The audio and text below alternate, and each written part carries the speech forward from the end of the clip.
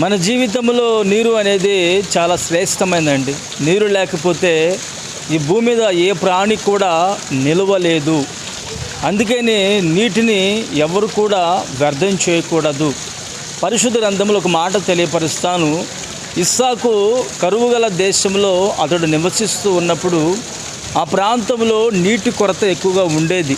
అయితే ఇస్సాకు తన తండ్రి అయినటువంటి అబ్రహాము తవ్వినటువంటి బావులు త్రవ్వాడండి. ఆ తవ్వినప్పుడు అక్కడ ఆ కరువు గల దేశంలో నీటి ఓట అనేది ఇస్సాకు ఉన్నటువంటి ప్రాంతంలో పడిందండి. అదే బైబిల్ రాయబడింది, జలలు గల ఓట అని రాయబడింది. మన జీవితాన్ని కూడా యేసయ్య ఈ నీటి ఓట వలె జలల గల ఓటగా మలచగలిగిన వాడు. మీరు గమనించండి, ఇది నీటి ఊట కాదండి, మిషన్లు పెట్టి చాలామంది ఈ నీటిని షోకేస్ లాగా ఇక్కడ పెట్టారు. ఇవి పిల్లలకి, వచ్చే వాళ్ళకి, అందరికీ చాలా ఆహ్లాదకరంగా ఉంటుంది.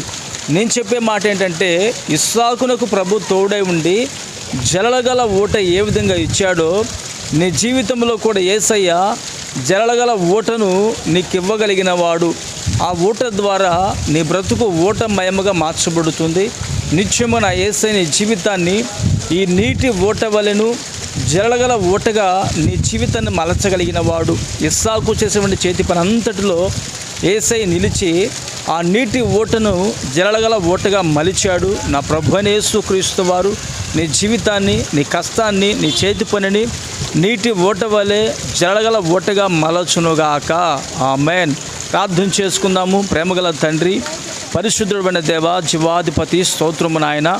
ఇస్సాకు నా తండ్రి జలగల ఊట ఏ విధంగా పొందుకున్నాడో, అతని చేతుల కష్టార్జితం వలన బహుగా ఏ విధంగా దీవించబడ్డాడో, ఈరోజు నీ బిడ్డలో కూడా జలగల ఊట వలె వారు ఫలించుదురుగాక, వారి జీవితం ఫలభరితంగా మార్చబడునుగాక. ఆ రీతిగా మీరే సహాయము చేసి మహిమ పొందుకోమని యేసు నామమున ప్రార్థిస్తున్నాను తండ్రి. ఆమేన్.